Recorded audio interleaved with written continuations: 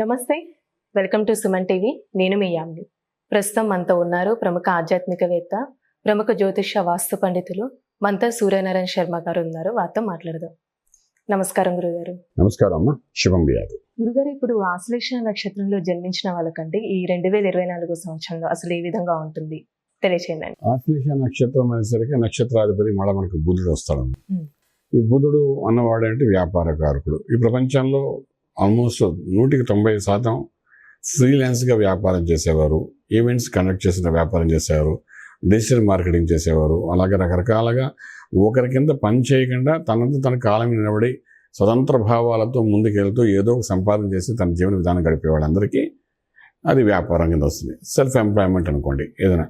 దానికి ఆధిపత్యం వహించేవాడు బుధుడు. అది పర్ఫెక్ట్గా అవ్వాలి అంటే బుధుడు యొక్క బలం ఉండాలి. సో ఈ ఆశ్లేష నక్షత్రం మీద ఎవరైతే జన్మించారో నక్షత్రాధిపతి బుధుడు కాబట్టి డెఫినెట్గా ఏంటంటే ఆ బుధుడి అంశానికి సంబంధించిన కొన్ని పనులు చేయడానికి ప్రయత్నం చేస్తారు. ఫర్ ఎగ్జాంపుల్ వాళ్ళు ఉద్యోగమే చేస్తున్నారు అనుకుందాం, కానీ సైడ్ నుండి ఇంకొక ఇన్కమ్ చేయాలని ఒక ఆలోచన, ఒక భావన కలుగుతూనే ఉంటుంది వాడికి ఎప్పుడైనా. సో సైడ్ ఇన్కమ్ ఉంటే ఎలా చేయాలి అంటే బుధుడు బలంగా ఉండాలి. బలంగా ఉంటేనే జీవిత చక్రంలో అంటే తన యొక్క రాశి చక్రంలో కానీ బుధుడు బలంగా ఉంటే అద్భుతంగా అవి మంచి రాణించడానికి అవకాశం ఉంటుందన్నమాట. అయితే ఈ నక్షత్రం వాళ్ళకి ఏం జరిగింది ఈ సంవత్సరం అనేసరికి మనకు అష్టంలో శనీశ్వరుడు కూర్చున్నాడు. అలాగే భాగ్యంలో మనకు బుధుడు ఉన్నాడు. గోచారి ఇచ్చే సంవత్సరం క్యాలెండర్ తీస్తే శనీశ్వరుడు అష్టమ స్థానం నుండి సంవత్సరం అంతా కదలడు. అలాగే రాహువు కూడా 9 ఇంట్లో నుండి ఈ సంవత్సరం అంతా అక్కడే ఉంటాడు, కదలడు అక్కడ. అంటే అష్టమము అంటే ఆయుష్ స్థానం, 9 భాగ్యం, అదృష్ట స్థలం. అదృష్టం ఇచ్చే ప్రదేశంలో ఒక పాపగ్రహం కూర్చుంది, ఆయుష్ ఇచ్చే ప్రదేశంలో ఒక పాపగ్రహం కూర్చుంది. దాంతో ఈ ఫస్ట్ 5 నెలల్లో కూడా ఏంటంటే మనకు సప్తమంలో కూడా రవి, కుజుడు వీళ్ళందరూ కూడా ట్రాన్సిట్లోకి వస్తుంటారు అనమాట. సో ఈ రకంగా చూస్తుంటే ఆశ్లేష నక్షత్రం కర్కాట రాశి అయింది కాబట్టి మామూలుగా కర్కాట రాశి వాళ్ళందరికీ అష్టమ శని ప్రభావం ఉంది. కర్కాట రాశి అందరికీ ఉంది అని చెప్పడానికి మనకు కేసీఆర్ గారి ఎగ్జాంపుల్ కనబడుతుంది. ఆయన పుష్యమి నక్షత్రం ఉంది, ఆయన అష్టమ శనిలో అష్ట కష్టాలు పడ్డాలి కాబట్టి అందులో భాగంగా ఆయన కాలికి దెబ్బలు తగలడము, ఉన్న పదవి ఇదవ్వడము ఇవన్నీ మనం చూస్తూనే ఉన్నాము. ఇలాగే కర్కాట రాశిలో ఉన్న వాళ్ళందరికీ కూడా ఆ ఇంపాక్ట్ అది కనబడుతుంది, అష్టమ శని ప్రభావం కనిపిస్తుంది. ఎలా చేస్తున్నాయంటే ఆ వ్యక్తి చేసే వ్యాపార వ్యవహారం కానీ ఉద్యోగం కానీ ఏ ప్రొఫెషన్ ఉంటే ఆ ప్రొఫెషన్లోని ఒక బలహీనత చేయడము, ఆరోగ్య విషయంలో కూడా ఎప్పుడూ ఎక్స్పెక్ట్ చేయనంత విధంగా ఏదో ఒక ఆటంకం కలగడము. ఆటంకం ఏంటంటే రెగ్యులర్గా చేసే పనులు చేయనీయకుండా ఇబ్బంది పెట్టడం. ఈ రకంగా అష్టమ శని చేస్తాడు. ఇలా చేస్తూ కింద పైన పడి ఏదో కష్టపడి ఏదో సంపాదించాం, ఇంట్లో వాళ్ళందరికీ సాగు చేసుకుందాం, డబ్బు వస్తే బాగుంటుంది అనుకుంటే అదృష్ట పరిధి కూడా కలిసి రాదు. సేమ్ అంత కష్టపడితేనే ఒకప్పుడు కలిసి వచ్చే అంశాలు బోల్డ్ జరిగి ఉండొచ్చు వాళ్ళకి. చిన్న పని చేస్తేనే పాపులర్ అయిన వాళ్ళు ఉంటారు. కానీ ఏంటంటే ఇప్పుడున్న పరిస్థితుల్లో భాగ్యం అంటే సౌభాగ్యం, భాగ్యం అంటే లక్ ఇచ్చే ప్లేస్.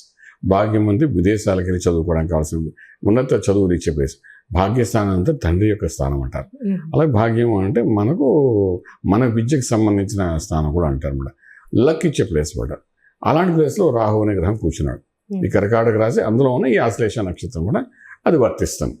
ఓకే, సో ఈ భాగ్యస్థానంలో అక్కడ రాహు ఉండడం, అష్టంలో శని ఉండడము, వీళ్ళిద్దరు కదలకంటే సంవత్సరం అంతా ఉండడం. సో ఇవన్నీ ఎలా ఉంటుందంటే రాజ్యంలో మళ్ళీ చూసేసరికి గురుడు ఉన్నాడు. వీళ్ళకి గురుడు రాజ్యం బాగుంటుంది. అంటే నీకు ఒంట్లో బాగుండదు, నీకు లక్ ఫేవర్గా చేయదు, అయినా వ్యాపారం ఏదో నడుస్తుంది. అంటే లక్ ఫేవర్ చేయని వ్యాపారం ఎలా ఉంటుందంటే మనం వ్యాపారం చేస్తూ ఇంటికి చూసారా ఉద్యోగస్తుల్లాగా నెలసరికి అందరికి ఇవ్వగానే మిగిలిన డబ్బులు మనం పట్టుకుని వస్తుంటాం. అలా ఉంటుంది వ్యవహారం. అంటే ఎంత కష్టపడినా నువ్వు ఉద్యోగస్తులాగా నీ వ్యవహారం ఉంటుంది తప్ప వ్యాపారస్తుడిలాగా సంపాదన జరగదు. ఎప్పుడైనా ఏ వ్యాపారస్తుడు కానీ ఏ ఉద్యోగస్తుడు కానీ లక్ ఫేవరింగ్ అంటూ జరగాలి. లక్ అన్నది ఏంటంటే అదృష్టం అనేది లేకపోతే ఎలాంటి వాడైనా సరే డౌన్ఫాల్ అవ్వడానికి అవకాశం ఉంటుందన్నమాట. అంటే అది బ్యాలెన్స్గా ఉంటుందన్నమాట. లక్ ఉన్నవాడు చిన్న పని చేసినా అద్భుతంగా కలిసి వచ్చే అవకాశం ఉంటుంది. ఇప్పుడు ఇదే మన కేసీఆర్ గారు తీసుకున్న కర్కాటక రాశి అయింది. ఒకప్పుడు లక్ ఫేవరింగ్ ఉంది. ఈ శనీశ్వర ప్రభావం, రాహు ప్రభావం లేనప్పుడు ఓ మ్యాజిక్ చేయగలిగాడు. రాహు మేషంలో ఉన్నప్పుడు, అలాగే శని మకరంలో ఉన్నప్పుడు ఓ మ్యాజిక్ చేయగలిగారు. ఎప్పుడైతే రాహు మారాడు, నవంబర్ 15 మారాడు, అక్కడ నుండి ఆయన మ్యాజిక్ పనిచేయలేదు. అలాగే అష్టమ శని ఏం చేశాడు, కష్టాలు పెట్టాలి కాబట్టి ఉన్న ఉద్యోగం చేసుకో, అది మనందరికీ తెలిసింది. అది కర్కాటక రాశి కాబట్టి చెప్తున్నాం. అందులో మీరు అడిగింది ఇప్పుడు ఆశ్లేష నక్షత్రం కాబట్టి వ్యాపారస్తుల గురించి మనం మాట్లాడుకోవాలి. నక్షత్రాధిపతి వాళ్ళ ఆలోచనలో ఒక వ్యాపారము, ఒక ఆర్థికమైన సోర్స్ ఆఫ్ ఇన్కమ్, రిసోర్సెస్ పెంచుకోవాలని ఒక మేధస్సుతో కూడింది, ఆలోచనతో కూడిన వ్యవహారాలు ఈ ఆశ్లేష నక్షత్రం వాళ్ళకి ఉంటుంది ఎప్పుడు. ఆ ఉన్న దాని మీద అటాక్ అవుతుందన్నమాట ఈ సంవత్సరం.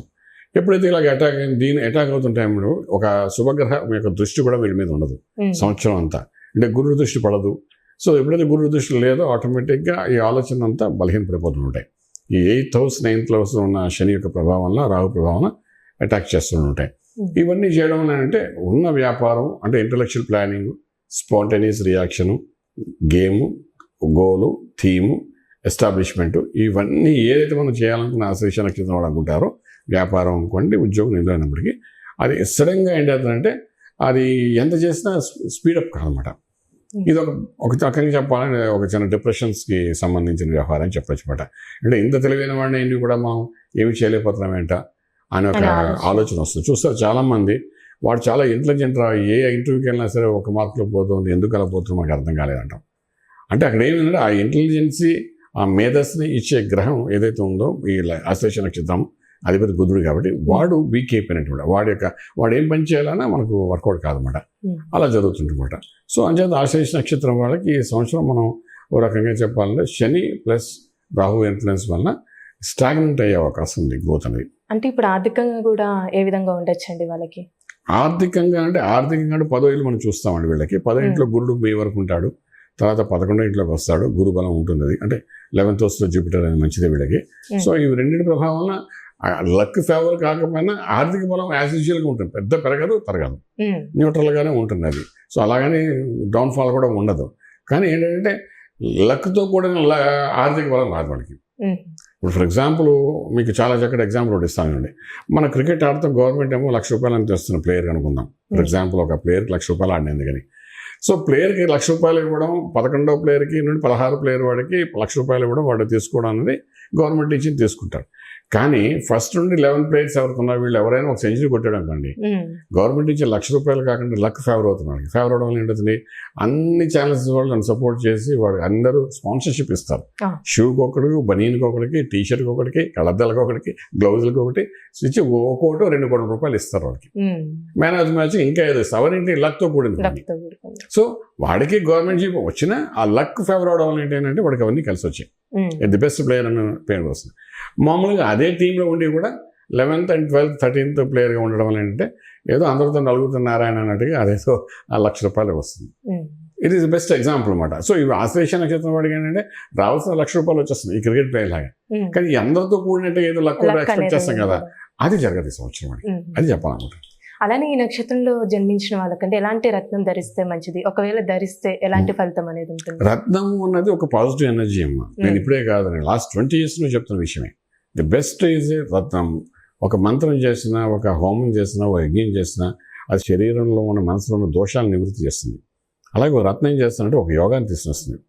ఆశ్లేష నక్షత్రానికి అధిపతి బుధుడు ఉన్నాం కాబట్టి ఆ బుధుడికి సంబంధించిన పచ్చ పెట్టుకోమని చెప్తాము. పచ్చ అనేది ఎప్పుడు చిటికి వేలు పెట్టుకోమంటాము.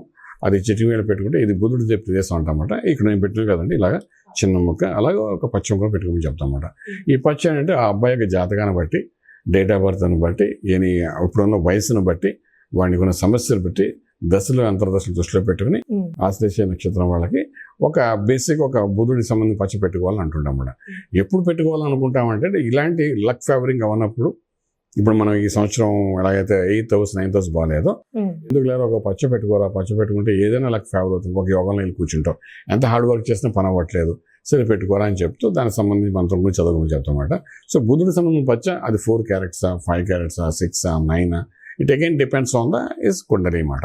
అలానే ఇప్పుడు ఒకవేళ ఒక వారం అంటూ ఉంటుందండి, ఒకవేళ ధరించాలనుకుంటే రింగ్ బుధవారం నాడు ఉదయం పూట మార్నింగ్ 6 to 7 హోరా అంటే బుధహోర సమయం అంటారు, ఆ సమయంలో పెట్టుకుంటే సరిపోతుంది. దానికి మళ్ళీ తిథి వార నక్షత్రాలతో పని లేదు, వారం తిథితో పని లేదు, వారంతో పని అనమాట. బుధవారం నాడు అయితే ఉదయాన్నే 6 to 7 బుధవార సమయం ఉంటుంది. ఉదయం లేవడం, స్నానం చేసుకున్న తర్వాత చక్కగా ఆ టైంలో దాంతో పాలతో అభిషేకం చేసేసి అది పెట్టుకోవడం. దానికి సంబంధించిన మంత్రం ఉంటుంది, అనుష్ఠాన మంత్రాలు ఉంటాయి గ్రహాలకు సంబంధించిన. బుధ గ్రహానికి సంబంధించిన మంత్రం ఏదైతే ఉంటుందో అది ఒక 100 నిమిషాలు చదువుకోవడం, పెట్టుకున్న తర్వాత అలా చేసుకుంటే అది ఎస్టాబ్లిష్ అయిపోతుంది అనమాట.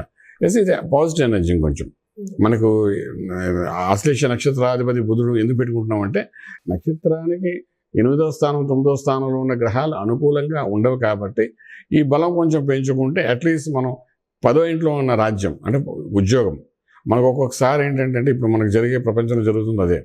మనం ఇక్కడ నుండి ఆఫీస్కి వెళ్ళడానికి ట్రాఫిక్ ప్రాబ్లం ఉంది అనుకున్నాం. ఫర్ ఎగ్జాంపుల్ ఇస్తున్నాను. మనకు 3 సిగ్నల్స్ దాటి వెళ్ళాలి, 1 గంట గంటన్నర పడుతుంది. వెళ్తా ఉద్యోగం అక్కడ చేయాలంటే ఈ ట్రాఫిక్లో వెళ్ళిన తర్వాత మానసికంగా మనం మూడ్ ఆఫ్ అయి కూర్చుంటాం. ఇప్పుడు మీరు ఛానల్ వల్ల నాకు దగ్గరికి వచ్చి రావాలన్నా గంటన్నర పడుతుంది, దాంతో మూడ్ ఆఫ్ అయిపోతావు, పోగంట రెస్ట్ ఉంటుంది. ఇప్పుడు ఏమైపోయింది, ఈ యొక్క కోవిడ్ పుణ్యం అని చెప్పి ఆన్లైన్లోనే ఉద్యోగాలు చేసుకోవడం అలవాటు అయిపోయింది. సో డైరెక్ట్ 10,000 ఇంటి దగ్గర కూర్చొని చేస్తున్నాడు వాడు. అంటే మధ్యలో జర్నీ చేయకుండా 10,000 ప్రొఫెషనల్ ప్లేస్ వెళ్ళి ఆ పని అంతా ఇంట్లో కూర్చొని చేసేస్తున్నాడు, కంప్యూటర్ మీద కూర్చొని. అలాగేంటంటే ఈ పచ్చ పెట్టుకోవడం వలన ఈ మధ్యలో ఉన్న ట్రాన్సిట్లో ఉన్న సమస్యలు ఉన్నాయి కదా, 8,000 and 9,000 యొక్క ప్రభావం ఏందో అది బలహీనపడుతూ 10,000 బలోపేతం చేస్తున్నాడు. అంటే నీ ఉద్యోగానికి ఏం ప్రాబ్లం లేకుండా ఇంకేదో సోర్స్ ఆఫ్ ఇన్కమ్ రావడం, కొంత లక్ ఫేవరింగ్ అవ్వడం, ఇవన్నీ జరుగుతుంటాయి. అలా చేసుకుంటే కూడా డెఫినెట్గా సక్సెస్ ఉంటుంది. ఏదైనా జాతక రీత్యా ఆశ్లేష నక్షత్రానికి కొంచెం బలహీనం ఉన్నది కాబట్టి ఇది ఒక 20% పెంచడానికి అవకాశం ఉంటుంది. చాలా చక్కగా తెలియజేశారు గురుగారు, ధన్యవాదాలు. శుభం. చూసారు కదండి, ఆశ్లేష నక్షత్రంలో జన్మించిన వాళ్ళకి ఎలాంటి రత్నం ధరించాలి, అలానే ఇది ఏ విధంగా ధరించాలి గురుగారి మాటలు మనకి తెలియజేశారు కదా. అలానే మీరు గురుగారిని సంప్రదించాలనుకుంటే స్క్రీన్ మీద కనిపిస్తున్న నెంబర్కి కాల్ చేసి గురుగారి అపాయింట్మెంట్ అనేది తీసుకోవచ్చు. ఇలాంటి మంచి వీడియోస్తో మళ్ళీ మీ ముందుంటాను. ధన్యవాదాలు.